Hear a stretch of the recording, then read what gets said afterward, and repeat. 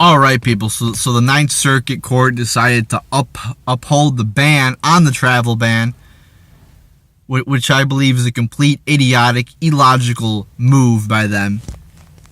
Because in their reading of why they ruled this way, there is no, they don't list a part in the Constitution that Trump defied or broke.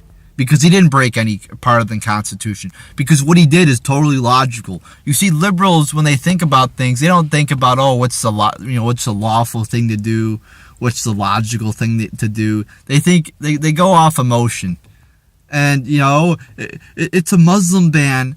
It's a Muslim ban. First off, as a judge ruling in a case, it's not a Muslim. From a judicial perspective, this is not a Muslim ban. If you're just looking at it from a judicial perspective, I mean, it's obviously not, because, I mean, it encompasses all people from these 7 countries. Do you think if Trump banned people from 7 Christian countries that people would be crying it's a Christian ban?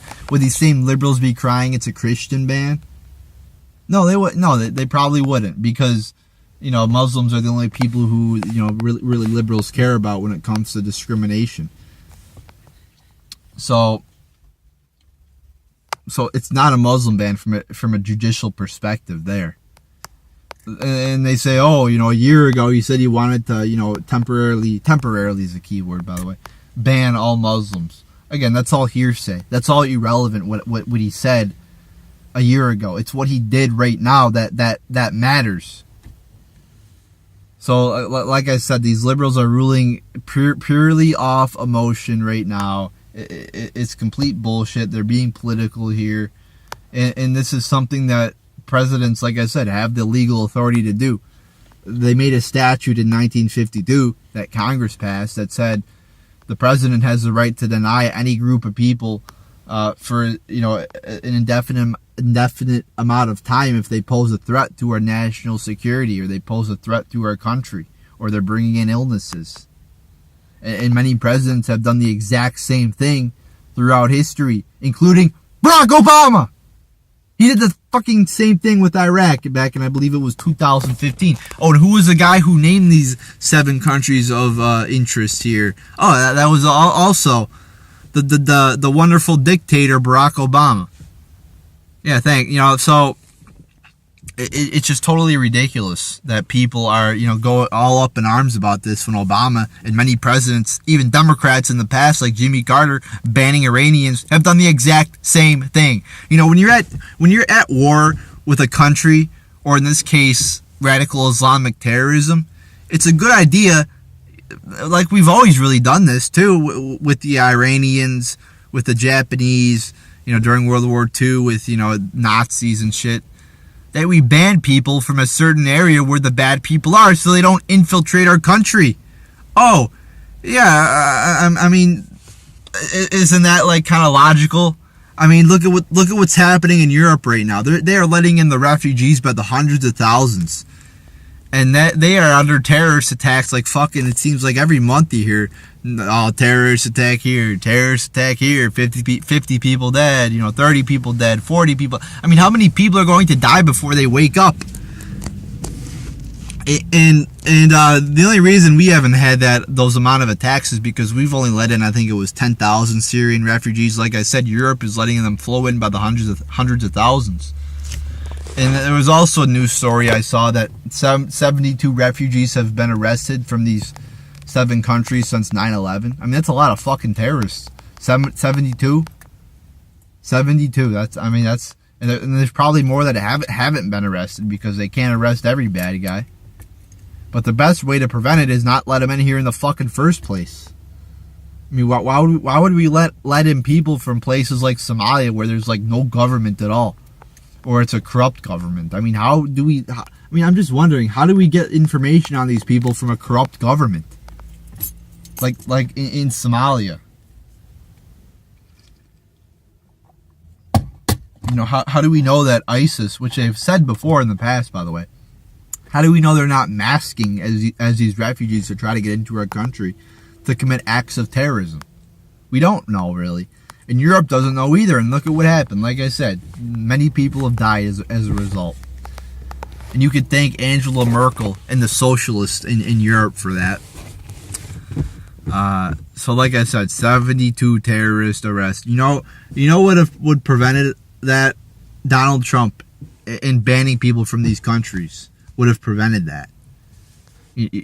And thanks to our great police work, thankfully, people have not died as a result of these 72 radicals being led into our country.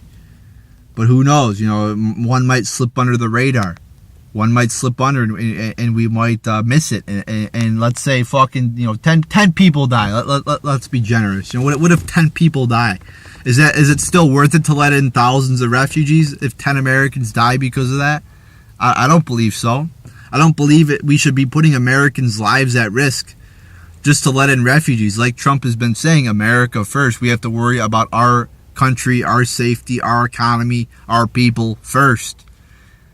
And other countries' peoples second. And it doesn't really solve the problem either to let in a couple thousand refugees. I mean, it looks great. It's good for PR. It might boost Obama's approval rating by a couple points. But it doesn't really solve the problem, does it? Because you still have the refugee problem, and no matter how many thousands of refugees you let in and how many people you put at risk here in America, you're still going to have the refugee problem. So the real way to fix it is to fix Syria and not invade countries and destabilize regions in the first place. So letting in a couple thousand people from Somalia, a couple thousand people from wherever, it's not fixing the problem. It's just putting a Band-Aid on a broken bone. The real way to fix the problem is to fix the country itself. That way, those people won't have to come here into our country. And also, since the travel ban was lifted, most of the refugees who have come into our country have come in from these 7 countries. I believe Trump tweeted out a couple weeks ago that if we're going to let people, or I don't know, a week ago, whenever, that if we're going to let people into our country, we should be able to pick and choose which people we let in. And that people we let in should love America and love our basic values like the First Amendment and freedom and not. And he put in his executive order, which most people didn't even talk about, that if people are going to discriminate people on the basis of race, sexism, gender, or whether they're gay or not. Yeah, he actually put it in there. People claim he's anti-LGBT, but he put in there that if people are going to discriminate based on sexual orientation, he doesn't want those people in our country. But yet they claim he's anti-LGBT. Oh yes, the liberal media who doesn't report the facts and is fake news like Trump has been saying. So. That's all I gotta say, people. These liberals are, ruling from the bench on, they're legislating from the bench here on a motion. They don't list what part of the Constitution Trump defied, because he didn't defy any part of the Constitution. What he did was totally legal and lawful. Like I said, the statute that Congress passed in 1952 clearly says Trump has the authority to do this, to ban people from a specific area for an indefinite part of time.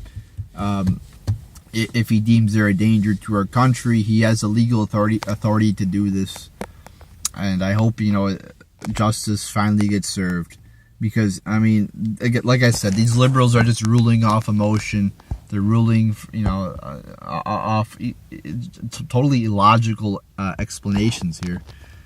And it's a total bullshit ruling. But liberals, it's so great that we're letting in people from these countries which are total hellholes.